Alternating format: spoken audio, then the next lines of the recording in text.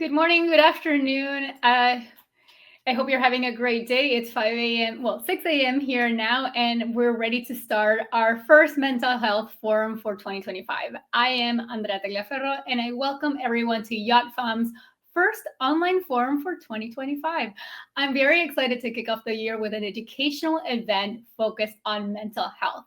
We have an amazing group of speakers and moderators joining us to discuss key conversations in this space. Mental health is an important topic for Yacht Crew, but it also affects people across various sectors of the maritime industry, making it a topic of high importance to us all. This event aims to provide practical tools, expert advice, and actionable strategies to help yacht professionals maintain their well-being throughout the year. Here's a quick overview of today's session. We are going to be discussing understanding and managing bullying with Corinne Rayson and Marianne Sarriera, moderated by Sophie Spicknell. We will follow with prevention and best practices with Laura Kilby, Lauren Cotton, and Dr. Edith Shiro, moderated by Jill Bobrow.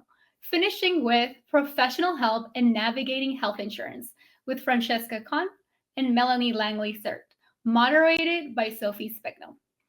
We welcome you to share any comments or questions on any platform that you're tuning in from, and I'll do my very best to put them in front of the panelists so they can get to them. So now let's begin to discuss bullying. During this session, we will explore the concept of bullying in the workplace, learn how to identify it, and discover strategies for handling it. We will also hear real-life examples that will provide practical guidance. So to moderate the session, we have Sophie Spicknell. She is the news editor and Super Yacht Times and manages the daily news desk, focusing on stories from across the yachting industry with a focus on yachts over 24 meters. She is dedicated to informing and engaging readers with the latest news and in-depth features from around the world. So let's bring them into the session. Hi guys. Hello. Thank you so much for that lovely introduction there, Andrea. That was lovely. So I think we'll start this session off just by introducing you all to the other guests that we have on this panel. So once again, this panel is on understanding and managing bullying, and we've got some great guests today that are going to be able to answer some of the questions and talk you through some of the strategies as well. So joining us today, we have Corinne Rayson. She is from Yacht Crew Counselor and the Crew Coach Director. She's a former seafarer with a background in organizational psychology. She's a public speaker and a leading expert in yacht crew leadership, mental health, and professional development. Welcome, Corinne. And alongside her today as well is Marianne Sarriera. She is the founder, in fact, of Yacht Mermaids. She's a former chief stew with 15 plus years experience at sea, and she founded Yacht Mermaids to support stewardess careers, crew wellbeing, and yachting services in Puerto Rico. As a host of Uncensored on Yachting International Radio, she also advocates for seafarers' rights, equality, and safer workplaces. So thank you very much, ladies, for joining us today. Hi. Hi, welcome. And welcome to everybody that's listening online as well. So as mentioned before, this is our understanding and managing bullying session. So I think the best way to start this off would be to maybe discuss what exactly is bullying. So the first question I have for you guys is, can you define what workplace bullying looks like in the yachting industry, and how does this differ from traditional office settings? Sure, I'm happy to answer that one. So workplace bullying is ongoing, it's repetitive, and that's a key word there, because when you look at harassment and sexual harassment, that can involve just a single incident. The other thing to note about bullying, it's in relation to unreasonable behavior. So it's directed towards a group of people or an individual, and the aim is to intimidate or to humiliate and undermine the other. In terms of how yachting can look a little bit different to perhaps shore-based organizations, is that in yachting, obviously, it's hierarchical in structure, And what I'm noticing in short, land-based organizations, what you're seeing is more of a flat structure to enhance collaboration and promote equality. When it comes to our industry, especially for crew working on board, they might not have access to internet, and then they're also dealing with different time zones, so they may not be able to connect with their loved ones. Obviously, living in close quarters, there's a lack of personal space, and they cannot leave the vessel. I know for myself, working on board and not being docked makes it very, very difficult. You even feel more isolated. And then also the long hours we have in our industry. So that can really impact crew, and that's just to highlight that difference there. Thank you for that. I think it's quite clear that there's quite a difference between the yachting industry and an office-based or shore-based setting as well.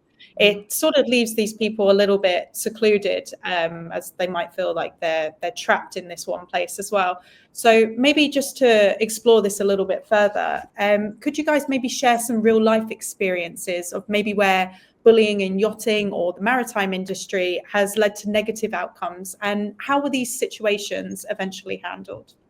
So the first story I'm going to share is mine. I actually was on a vessel where the captain used to call us retard, and just really shaming us and really nasty names. It wasn't resolved. We didn't have a good management. We knew that as a crew, we were a really tight crew. So what we ended up doing in that circumstance was that the whole crew left the vessel, even in the middle of a trip.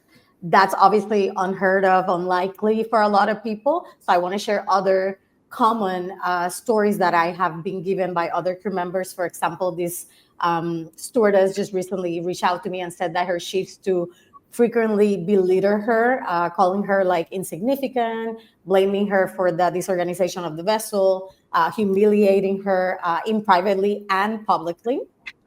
And she said that her behavior target her age, her personal life, even shaming her for performing things like cleaning a toilet, which I mean is our duties. She said that she had to work independently because she had to prioritize her essential tasks, because this person was giving her tasks that were going to push her away from what was needed to happen on board, like guest service, for example. And she felt that emotionally, she was humiliated. She felt very fearful, especially when she was threatened to be blacklisted from crew agencies, despite her efforts of reporting it throughout the hierarchy, right? She actually lost her job unfairly, which was obviously painful and unjust outcome. Another person reached out to me and said that she was a thirst stew, and the chef used to call her a bitch and whore publicly in front of the head of departments, which they never did anything about. So she felt like she couldn't reach out to them to then see, what could be done. So in fact, she actually ended up reaching out to the person. She was the owner of a crew house that she used to be on, and she said, hey, you need to go directly to the captain. So she did. And even though they made the chef apologize and all this, within the next trip, she actually lost her job as well. She was let go. Obviously she said that she felt very stressed, unworthy, and lost, and it was just taking a toll on how she could perform at the job. Another one that I think is really good to talk about, because these are the ones that we tend to let sweep under the carpet, is that one of the deckhands said in front of the chief stew and in front of another stewardess, you should hire good-looking girls with blonde hair.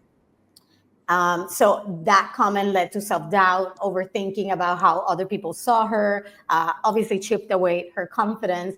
But in this circumstance, the chief stew actually stepped in and said that she doesn't hire based on looks, but rather on skills and knowledge. So obviously that person felt supported, which helped restore her sense of value, which is obviously not often, as we can see, right, in the industry, where somebody actually, let's call it the bystander, right? The people that are watching what's happening. And I also want to say that if you're a bystander and you don't step in, whether that be to, because you can step in or not step in, and you can step in to actually be more of a perpetrator and continue to bully join the bullying, or you can step in to stop the bullying, or not do anything and just step back. And by stepping back and not doing anything, actually you're perpetrating, right? You're supporting that behavior. So I do want to talk about land-based yacht job, because we have given examples of onboard jobs. So this one, she felt indispensable, replaceable simultaneously. The person was praising her work, but at the same time saying comments like, I could pay someone half your rate.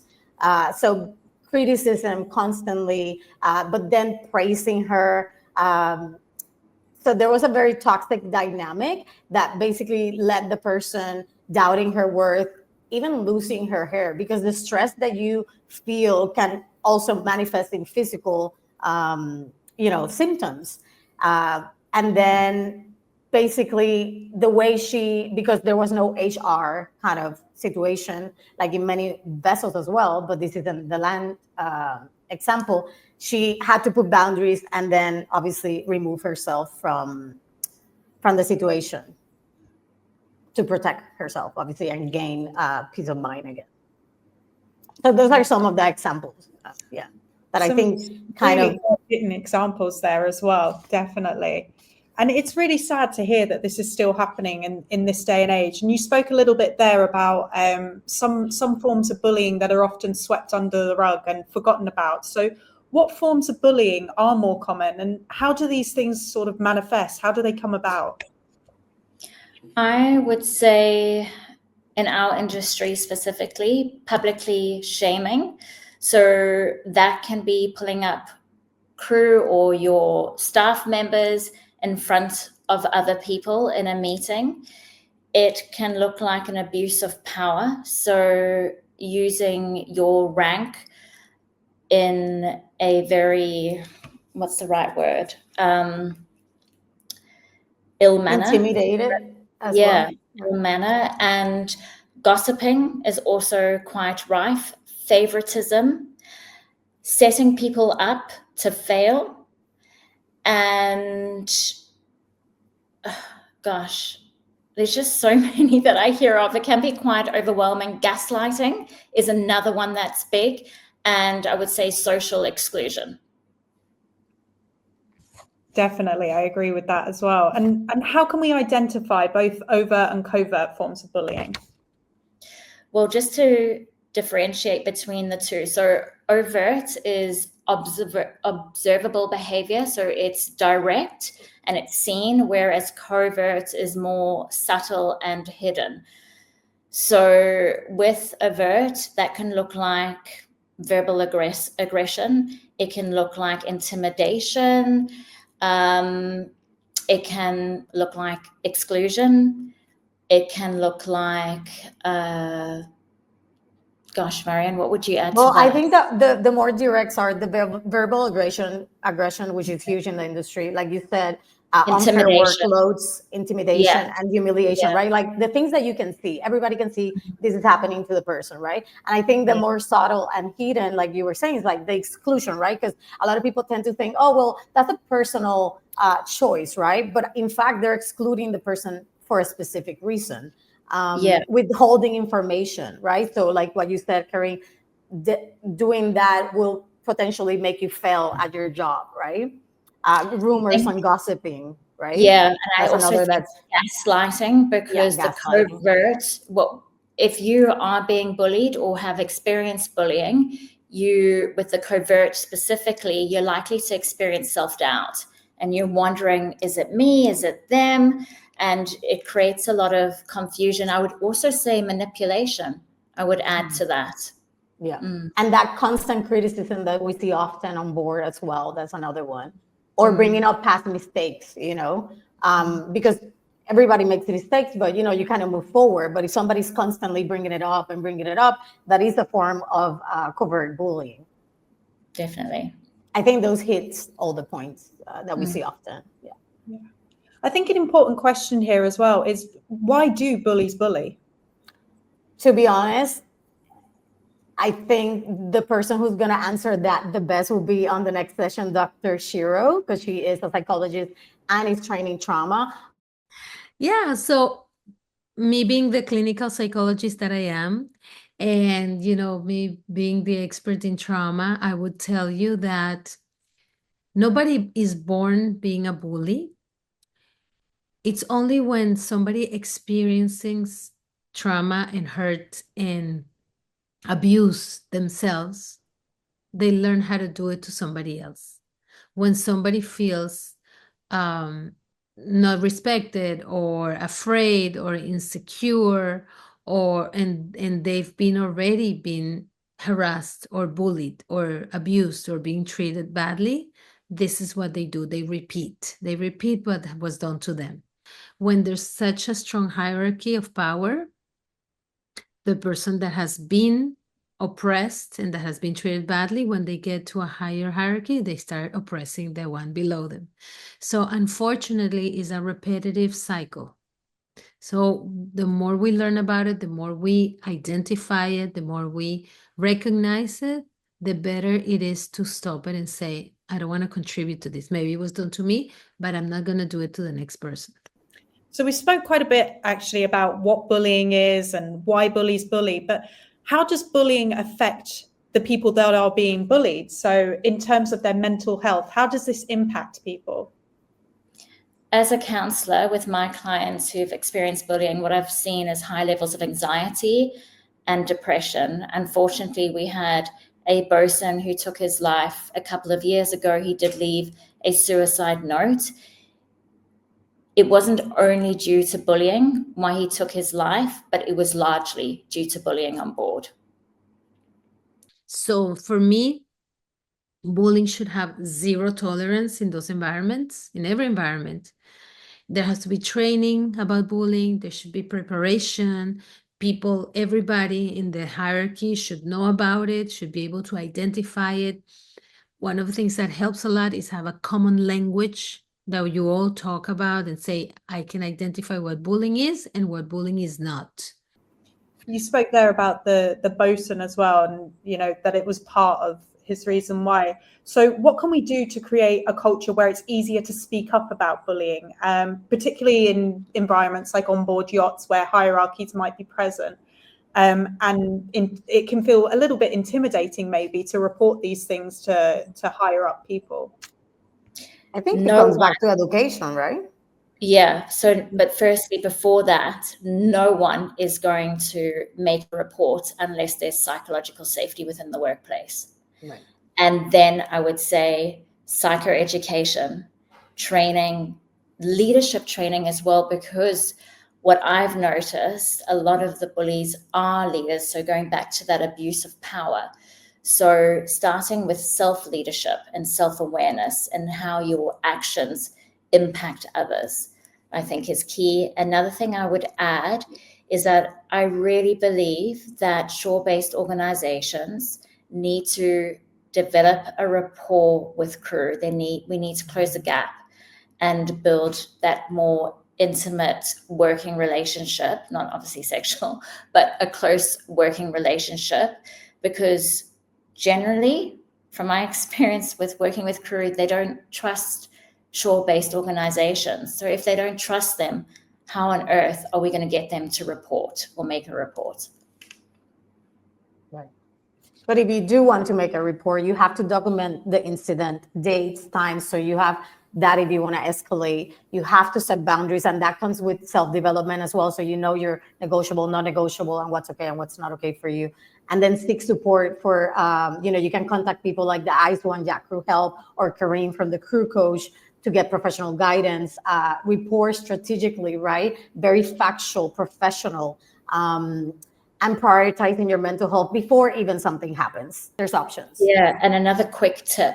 I'm on the PYA Wellbeing Committee, which is run by Angela Wallace. And we do get reports that come through. If you do not feel safe to make a report, I would highly recommend going to that committee, because it's made up of ex-seafarers who really want to make an impact. And we do whatever we can to get you out of an ugly situation.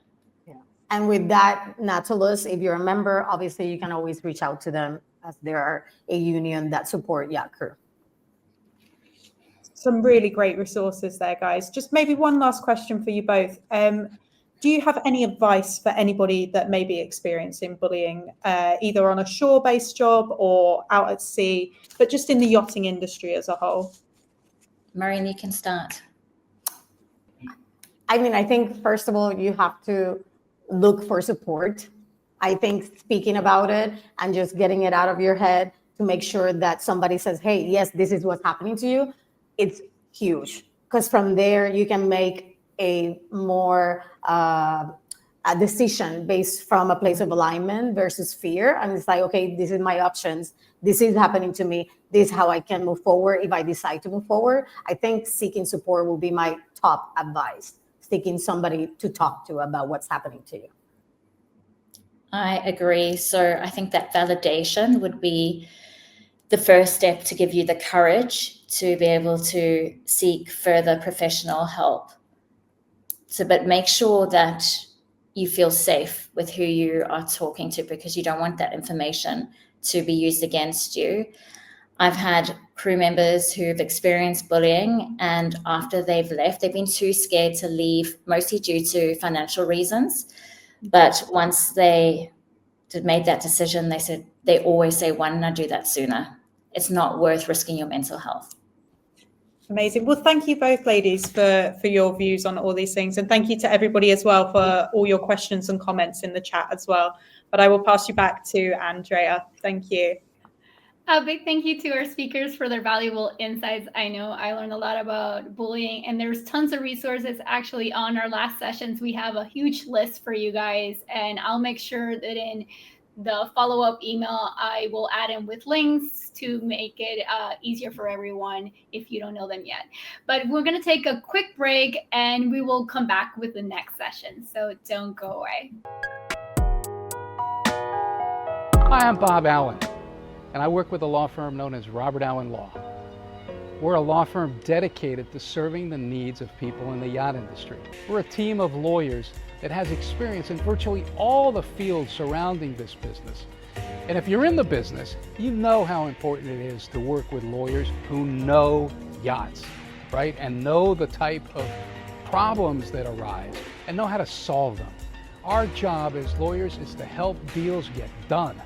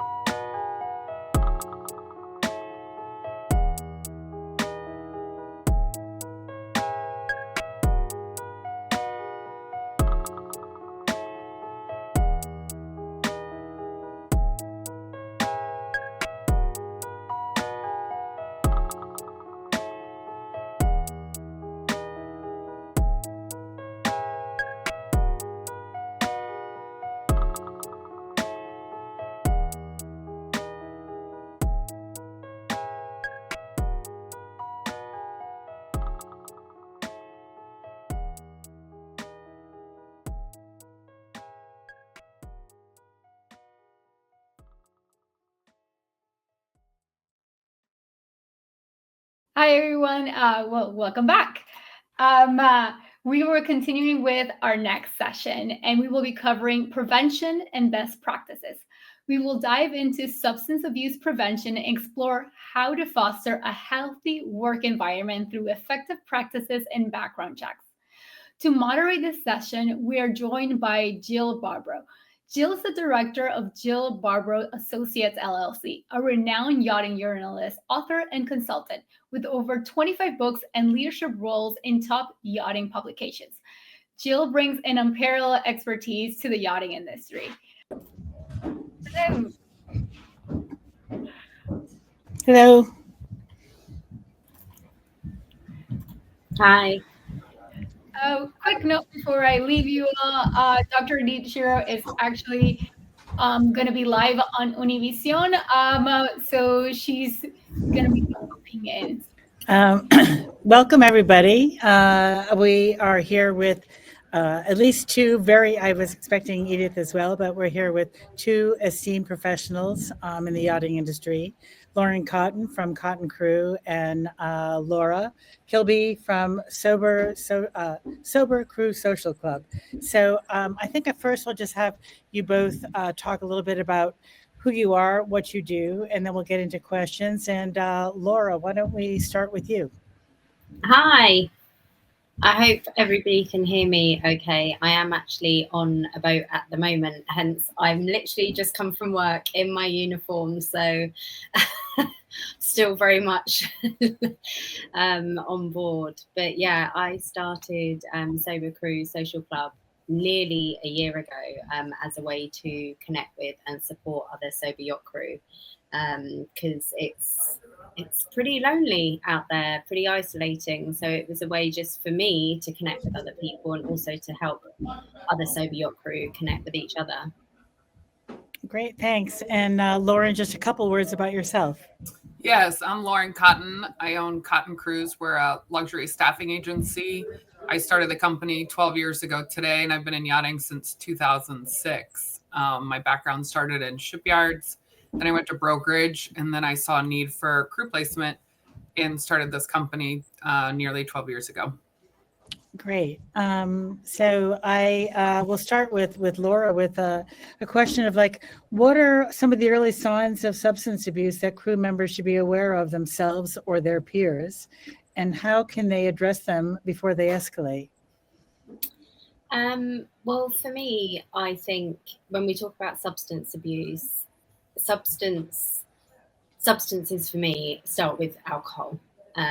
Typically speaking, most people don't tend to develop a drug problem, especially if we're talking about on board ships, on yachts.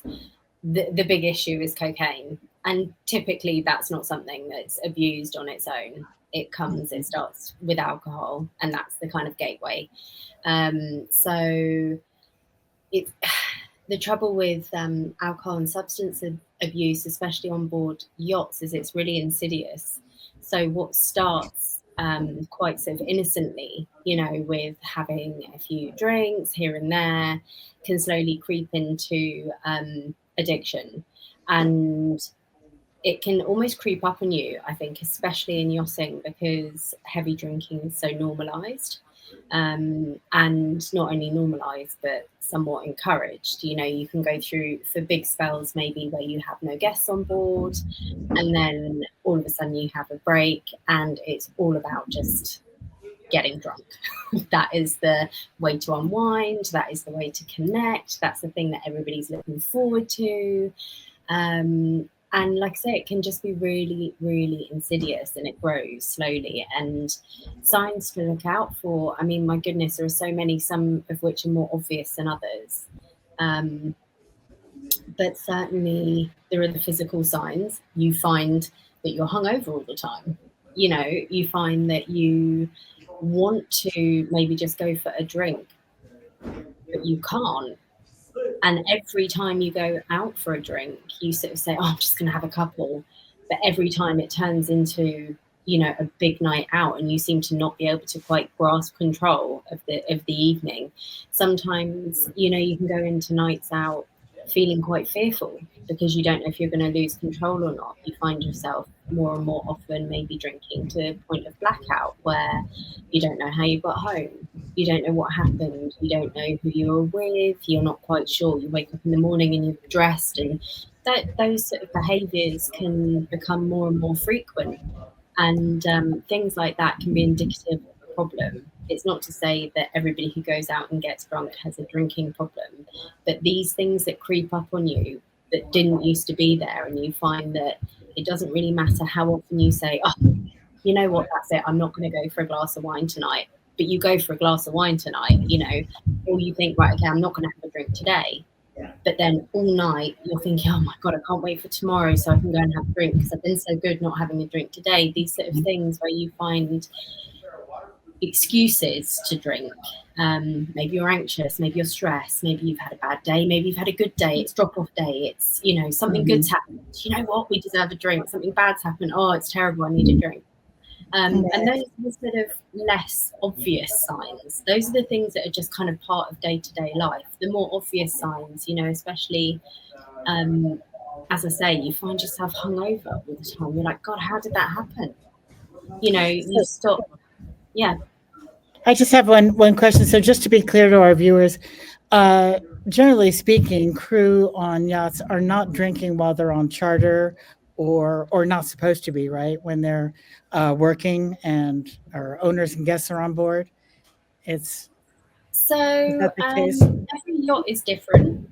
And whilst typically that could be considered the rule, it's not a hard and fast rule. I know plenty of boats where people still have a drink. I know plenty of boats where, people pull out bottles of wine and sit on the bow and have a drink when they finish. I know guys who finish the night shift at 6 o'clock in the morning and crack a beer because it's the end of the day, So whilst it's not typically encouraged, it still happens. It does happen. Where there's a will, there's a way, to be honest. Okay, well, one more quick question before we move on to Lauren. So if you recognize that one of your fellow crew members, you think that they're having a drinking problem, do you talk to them? Do you talk to the captain? How do you deal with that? So my approach would always be to talk to the person directly. It's really important how you do approach somebody. You don't want to go in there all guns blazing. You don't want to go in there on a night out. You don't want to go in there name calling, I think you're an alcoholic. I think you've got a problem. You don't want to create any more shame around a situation that if somebody does have a drinking problem, believe you me, they're already in a world of shame themselves. You very much want to approach it from a place of I am worried. I have noticed and I want to make sure you're okay.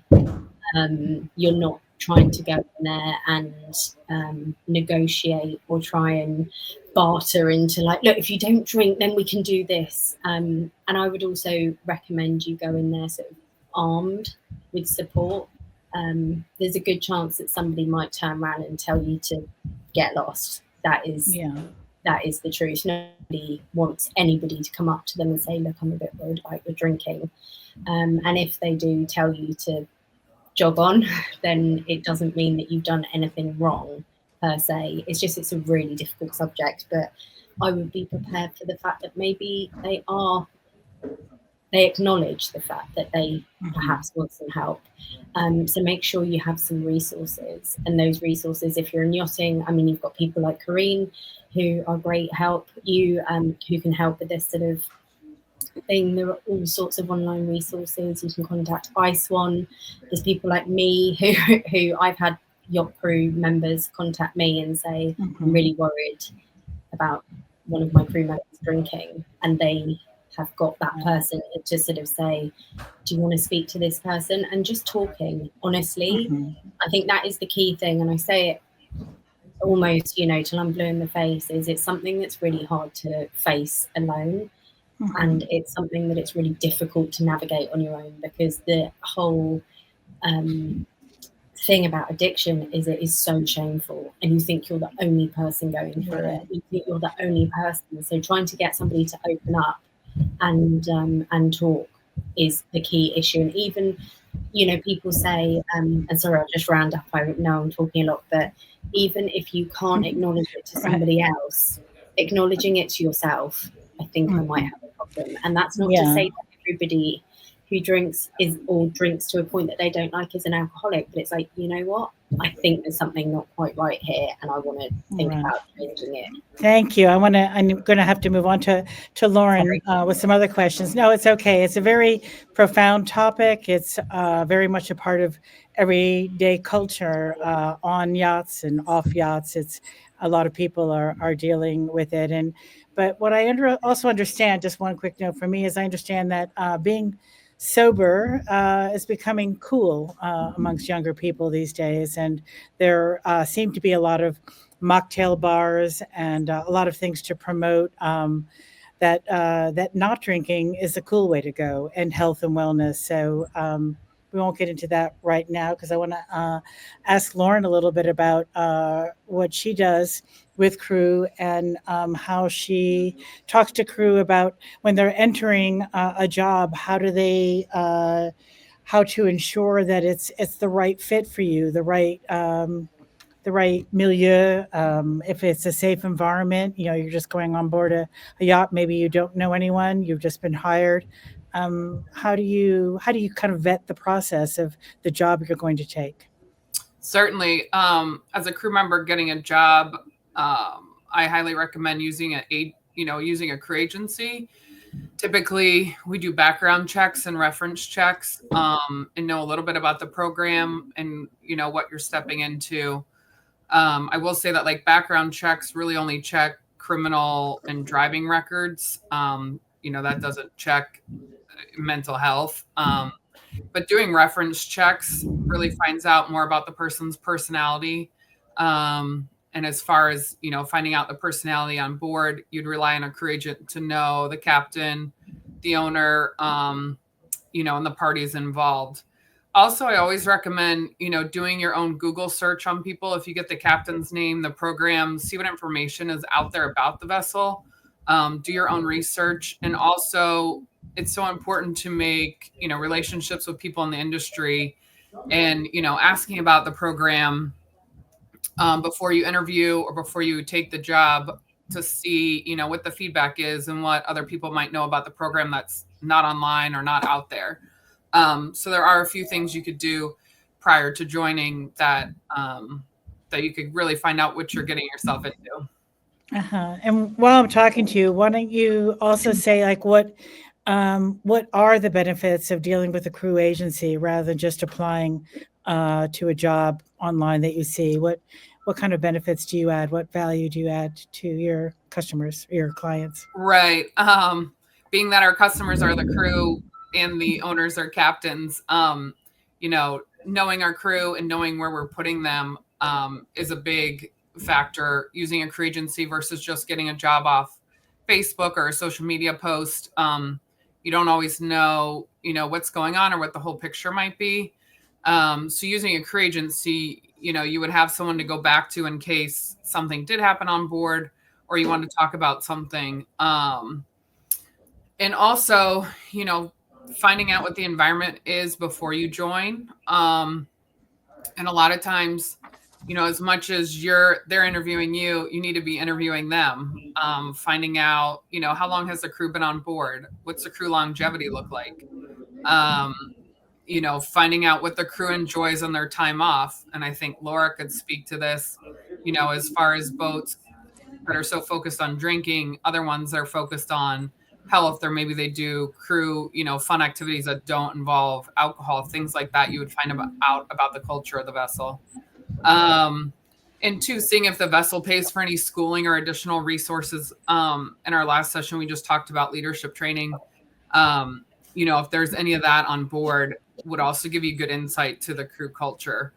And so, going into your interview with a list of questions, asking, those things about what it looks like on board would give you good insight. And then I always tell crew to just follow their gut. If you get on board and you feel like something's not right, probably isn't. And so to always trust your gut.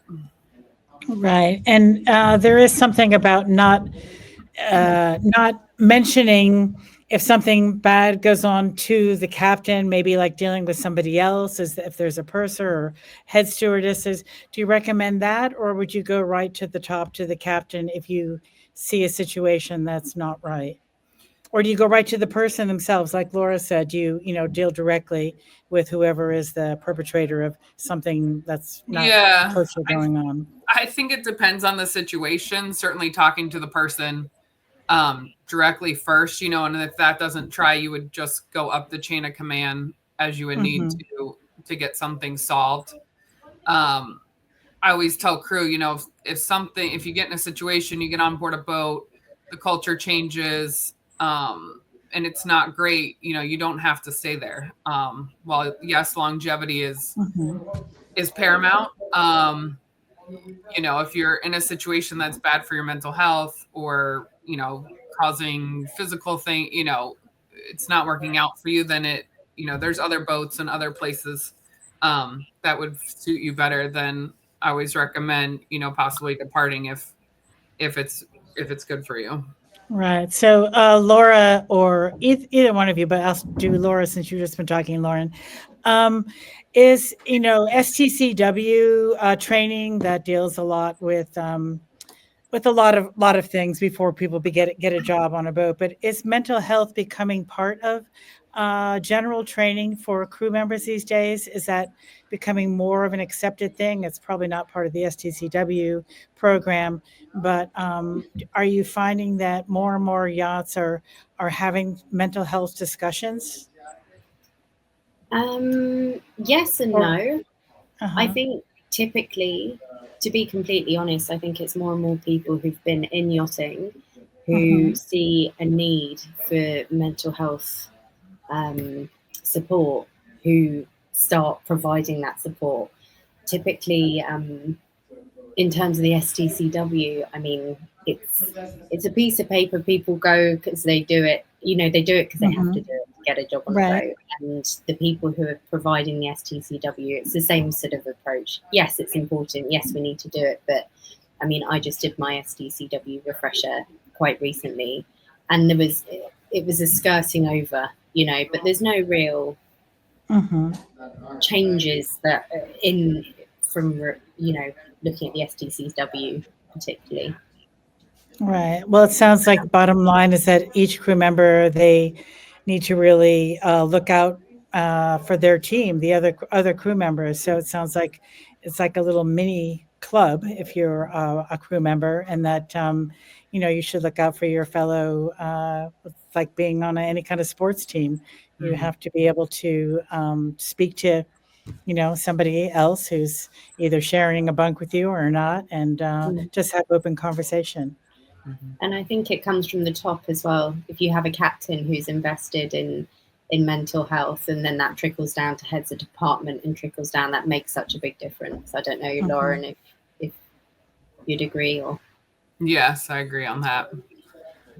And I think too, where if we could get department heads to do more leadership training and things like that, you're talking about the trickle down. I know they have leadership things for the captains, but they really need to implement it for department heads as well to have that trickle down effect. Yeah, well, I think this conversation is a good starting point for that. Just awareness is always the best for prevention.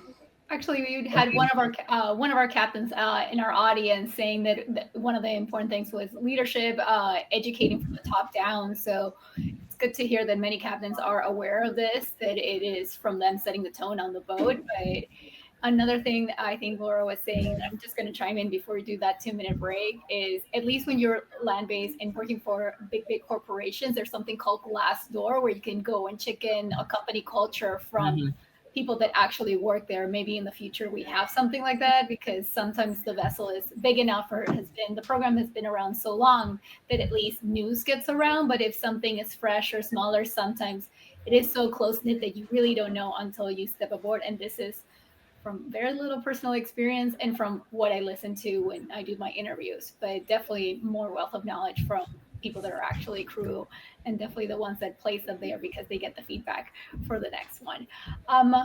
Thank you all for this session. Like Jill said, this is just the beginning point to create awareness, and we could go on and on both topics, diving in more too. So sobriety on board, prevention, regulation, and so on. So thank you all, and we're going to do a 2-minute break and continue with the forum on the next session. Thank you, Andrea. Thank you, ladies, for your insight and your knowledge. Thanks so much.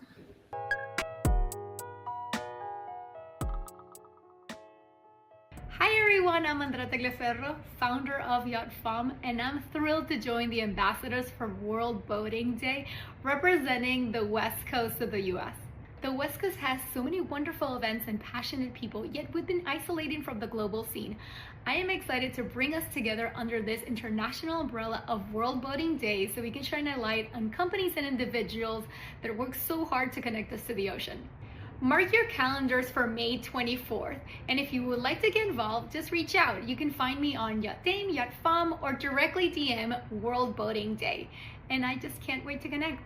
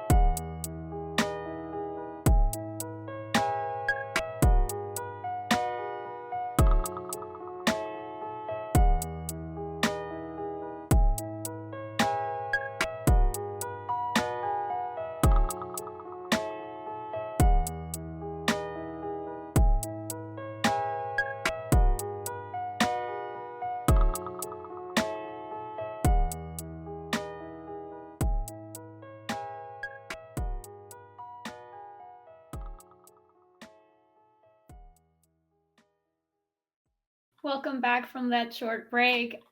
We're heading into our third and final session of the day. And now we're going to be discussing professional help, reporting strategies, and navigating health insurance. We will explore the complexities of health insurance in the maritime industry, including coverage, options, costs, and contractual obligations. Additionally, we will learn how to connect with counselors, access key resources, and prepare mental health support in advance. And to moderate the session, we're bringing back Sophie Spicknell. And for those of you just joining us, she is the news editor at Super Yacht Times and manages the daily news desk, focusing on stories from across the yachting industry, with a focus on yachts over 24 meters. She is dedicated to informing and engaging readers with the latest news and in-depth features from around the world. Hello. Hi. Fabulous. So thank you once again for that introduction. So we, in this session, will be discussing seeking professional help and health insurance. And joining me today, we have Francesca Conn from Hill Dickinson Marine Lawyers. So Francesca Conn is an English qualified barrister. She's based in Monaco and works for Hill Dickinson's super yacht law team. Her goal is always to find a cost-effective and fair resolution to the many disputes that arise with the context of your ownership, management, operation, insurance, chartering, and crewing. So welcome, Francesca. Thank you. And joining her will be Melanie Langley. So Melanie Langley is the director of Moore Dixon Brokers, and they provide medical insurance for yacht crews, both for groups and for individuals. So Melanie joined the company in 2010, and she is also a member of the Chartered Institute of Insurers. Thank you, Melanie, for joining us. Hello, thank you. So we've got quite a lot to unpack in this session. So I think let's start off with discussing health insurance as a whole to start. So I think the first question I have for you guys is what aspects of health insurance should maritime professionals focus on to ensure that they're covering mental health? Well, I just think we should put the access to mental health support services in context, because obviously as an employee, you have a contract. So for a crew member, that's an SEA. In theory, you could negotiate any contractual benefits as part of that. Then you have a crew health illness insurance plan, and separately to that, your employer or your manager may offer a whole range of non-contractual and non-insured benefits, which might include training. But concentrating just on your contract and your insurance, if those two things are only providing the minimum in terms of MLC 2006 cover, then in my view, you may have very limited sort of coverage in terms of mental health support. That's right. What you might want to look out for particularly is exclusions. And unfortunately, sometimes you will see exclusions for the type of things that you might want to see covered from a mental health point of view. So there might be exclusions for pre-existing conditions. There might be exclusions for chronic conditions. You could have exclusions for any kind of complementary therapy. And self-inflicted injury and self-harm, substance abuse is also often excluded. I think it's quite commonly excluded, unfortunately. Yeah. So one of the things that I wanted to say about that is that there's a huge range of insurance policies out there. So as Francesca was saying, there's super basic ones that will literally cover the minimum. Even the ones that are really good will basically only cover things like therapy and counselling. So things like suicide, as you said, that's definitely going to be excluded. And yeah, so you definitely need to check your policy, the one that's provided to you when you're employed. And what types of mental health services are typically covered in these policies? And are there any that are particularly beneficial for mental health? So I would say the best types of policies will have therapy and counselling for anxiety, depression, and such like. And as Francesca was saying, you also need to check about things like pre-existing conditions, because if they're excluded, then and you've had any type of incident like that before, then that's also going to be excluded. So you have to really read the wording of the policy. Make sure you can get a copy of the policy, first of all. That's the bit that I would say to do. Typically, you'll also have types of limitations on the policy as well. So there'll be a maximum amount that you can claim generally, and there might be things like deductibles on any therapy or counselling. So. Very interesting, actually, there. So I think a good question that a lot of people have as well is, what mental health benefits should maritime employers, are they required to provide as sort of a standard contract? Well, I think if the yacht is MLC 2006 compliant, the answer is no, it's not required, really, save for if there was an acute psychiatric condition and you needed immediate hospitalization. Because I think the MLC's intention is that while you're on board, if you become unwell or while the yacht is at port, then you have access to services. It's not really designed or necessary to be akin to a sort of really great private health insurance plan. So sometimes, for example, once you return home, if you've become unwell and you return home, then the expectation under your policy might be that you're then accessing sort of free resources in your home country. Having said that, there are policies out there. So that's the standard, I would say. But there are policies out there, definitely, that do continue on when you go home. And also there are yacht management companies. There's also yachts that also make sure that their crew are very well looked after. And I'm really lucky that most of the ones that I deal with are exactly like that. They look after their crew. So in that sort of instance, there would be, outpatient treatments and stuff that would continue on. But no, absolutely. If a crew member is leaving a yacht, you can't go with the expectation that these are the kind of things that are normally covered or not. No, you might be going into a very different situation in terms of your level of cover. Yeah, I think it depends on the yachts. That's one of the things, isn't it? Depends on the management companies. It's individual, I guess, each situation. I think a good question here actually might be, what questions should people be asking when they're comparing different insurance plans to find one that sort of covers mental health effectively, really? I think the best thing to do is to firstly get a copy of the policy. That's the most important thing. And I don't know if these are handed out as standard or if there's a copy available on the yacht. I mean, I've never worked on yachts, so I really don't know how that works.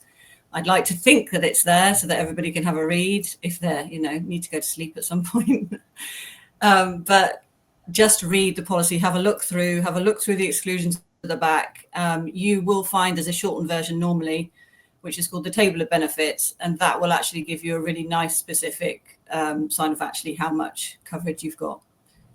Yeah, I mean, normally a crew member would be under a group policy, so it's not, we have to be realistic about how much sort of power an individual crew member has got in terms of negotiating better benefits. But obviously, if crew collectively said, well, look, we've noticed there are these gaps and we'd like to make a change, or if, a fleet of yachts could say collectively to the manager, we were also aware of these exclusions and we're not too happy, then that could sort of help them bring about improvements. Yeah, I think it's also a little bit of being slightly realistic about the stuff that you can get included and the stuff you can't get included. Things like therapy, counselling and such, like, there's likelihood that you can get that included. But I think things like substance abuse and self-harm, it's a traditional exclusion on a policy. So I think even, I just think it would be something really, really hard to do. It doesn't mean it's impossible, but it's something that would take quite a long time and a big fight from a really good broker to be able to include something like that. Yeah, but going back to what I was saying, we don't have to just be concerned with what is an insured benefit. A really good manager could also have sort of preventative training programs in practice. You could have well-being talks about neurodiversity, managing anxiety. These things are actually cheaper than the cure. Yeah, absolutely. Yeah, absolutely agree. I think, Melanie, you touched a little bit on it there about making sure that you read the policy and read the fine print. What should somebody do if they encounter any sort of unclear or concerning language when they're reading through these policies? I think that the first thing they could do is speak to the person that supplied the policy. So either the yacht manager or whoever it is that's in charge on the yacht that deals with the insurance. It depends on the setup with the boat and how they deal with the broker. So, for example, I'm very much in touch with most of the crew that we deal with, and they're quite welcome to come and speak to me. And if they don't understand something, is just literally say, look, I have no idea what this means. What does it mean? Can you explain it to me in real terms? And when is it going to work? When is it not going to work? And yeah, that's basically speak to, if you can, the broker. Yeah, but when, shopping around, if a captain were in charge of that, I think it would be easy to put it in the context of what if, this is the sort of scenario, how would that be covered? That would be a way of knowing in advance whether you're going to have the sort of thing that as a crew, collectively you have in mind that should be available. Yeah, absolutely.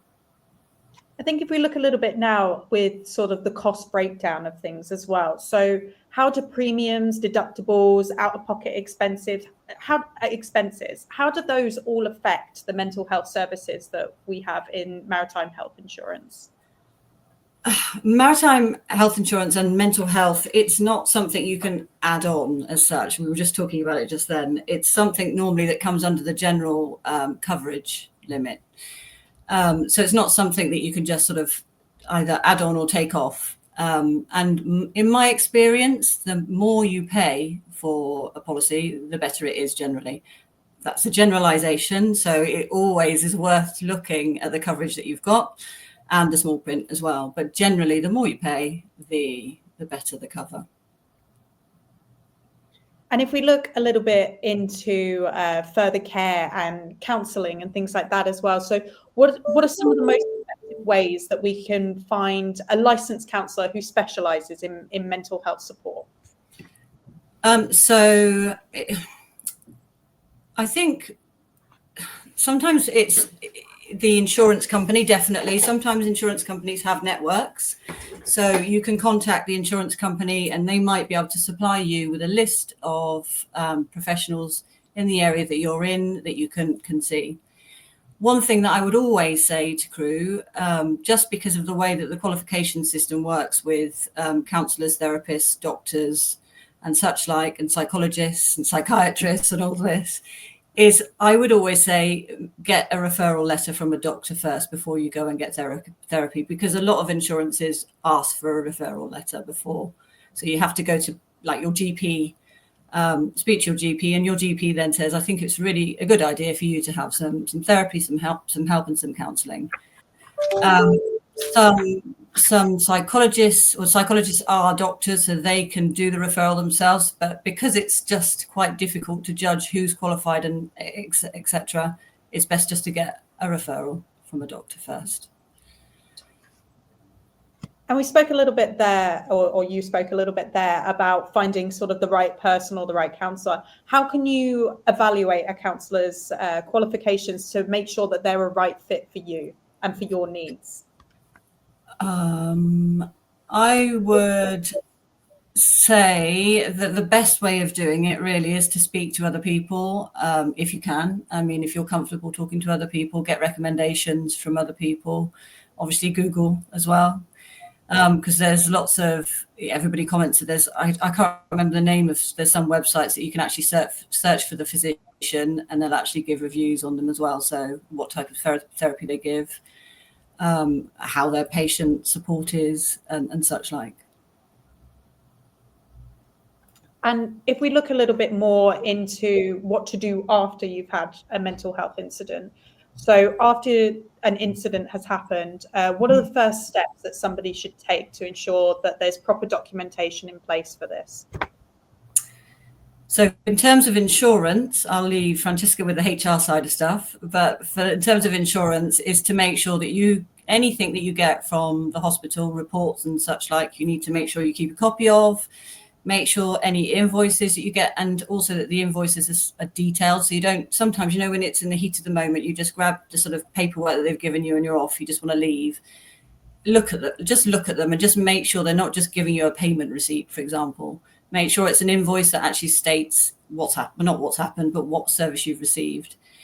Because commonly some of the stuff that we find in the States is that they don't do that, and you just get a payment receipt and then you have to go back to the hospital to get a proof. So you have to get your invoice. Make sure you get proof of payments and correlate them all. And then ask the claims team about claims forms and such like. And then you'll need to send all of that into the insurance company for reimbursement. And I think, Francesca, this might be a good one for you to answer then. So how can individuals ensure that follow-up support is available after they've had an incident? And what should be done to monitor this ongoing recovery? Well, I mean, looking at this from a point of view as an employer-employee relationship, there's obviously quite, depending on the governing law and the jurisdiction, there's quite big responsibility on the employer. For example, if somebody has had a period of absence for poor mental health, you have to be pretty careful about managing the return to work in a way that is safe and appropriate for the person who has been ill and, potentially for fellow crew members. So, you could make reasonable adjustments or consider making reasonable adjustments to the role. In an onshore employment context, you would often consider something like a phased return to work, which is going to be really difficult for a crew member. But for example, you could consider whether if the position isn't rotational, there could be, rotational period for a time, or reducing the normal time of the rotation, for example. It's important to have within the managers some clued up employment lawyers or, sort of well-being officers to think about all of these things to make sure that the return to work is going to be successful. Yeah, I think just to follow up on that as well, just to make people really aware of these sort of things, what are some of the misconceptions that people might have about mental health coverage that maybe we can discuss a little bit here, and what should be avoided? I think that it's either that nothing's covered or everything's covered. It's sort of one extreme to the other, which, as we've, discussed now, is not the case. There's a wide array of policies out there with all sorts of differing coverage. So yeah, I would say that for me is the misconception when it comes to mental health cover. I mean, I think an insurance policy could be quite intimidating for a crew member to try to read. We're familiar with them as brokers and a lawyer. So it's important to, Mel referred to the table of benefits, but, it's just going back with questions and not being, ashamed to do so, just saying this isn't really clear. What does this mean? Is this, could this be improved perhaps for next year? This sort of thing. Absolutely. Yeah, don't be afraid to ask questions, because that's what we're here for at the end of the day, is to help crew members do their jobs and to be happy doing them as well. So it's really important that you do ask questions if you're not sure about something. Yeah. And what should somebody do if they don't know where to start in looking for these services or looking for professionals that can help them? Where should they start? I would say, again, it's what I would say word of mouth a lot of the time. It's making sure that if you are going to go and see a counsellor or a therapist, that they suit your needs. So again, Google helps, Google searches. There's also, which is what we all use for these things. The insurance company, again, as I said, do have access to networks. So they would be able to give you a list of people that you could potentially go and see. So yeah, I would say that. Amazing. So I think we're just sort of starting to finish up with the questions here, but is there any advice that you would give to anybody that might be trying to seek out individuals or seek out advice on further policies or counsellors? This is kind of a question for both of you. Okay. So I would say, if you're concerned about your coverage, one of the things I always sort of try and say to crew is don't be scared to get your own policy as well. So an individual plan, you know that you are covered, you know what's covered in it, you know who to go to, who to speak to, and you know there's the added cost of it, but there's also the peace of mind that when you're abroad or traveling wherever it may be, that you're okay. And also, as we just said as well, is to make sure that you ask questions if you're not sure about stuff. Yeah, I think the only comment about having a separate insurance, you want to make sure that there's no unnecessary duplication, you know, so it's understanding what's in place first and then thinking about how you can supplement those. But I still think we could place emphasis on, you know, what might be provided outside the insurance context and what managers could be doing, you know, within their HR and well-being, you know, capacity to improve support services for crew. Absolutely. I absolutely agree with that. I think that's something that moving forward is so important. Definitely. And we're quite lucky that we're in an age at the moment where there's a lot of resources out for us. I mean, you were saying as well, it's quite easy to Google these things as well. But for those that might be looking into some of these things, I've got a list here of some resources that you can reach out to get some more information on some of these things. So we have some mental health helplines. So we have the Yacht Crew Health. And they offer 24/7 helpline for yacht crew. They also include 3 free therapy sessions with professional counsellors and psychologists.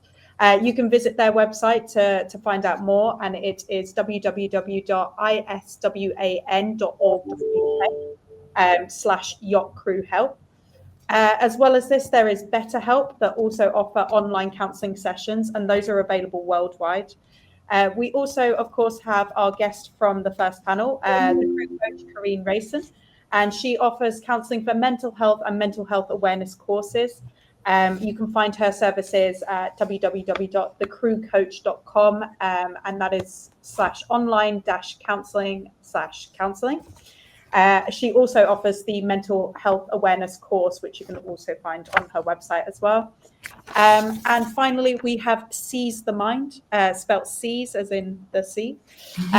And they offer mental health courses that are tailored for seafarers. And you can find them at www.seizethemind.co.uk. So thank you very much, Sadie's, for joining me on this panel. And thank you so much for your informative answers as well. Thank you. You're welcome. Thank you for having us. Thank you again for joining us for the first online forum for 2025. I hope the discussion on mental health has provided valuable insights and sparked ongoing conversation on this important topic. We couldn't have made this possible without the support of our sponsors, Robert Allen Law and Crusoe. You can find their links to their websites in the descriptions and all our online media. Our next forum is the next month, followed by another one in March, and another one ends in April. So 4 forums back-to-back all the way to April. Topics will include economy, legal trends, leadership, entrepreneurship, and the future of luxury marketing. Thank you again, and I look forward to seeing you on our next Yacht Femme event as we continue to empower women in the yachting industry. So thank you all.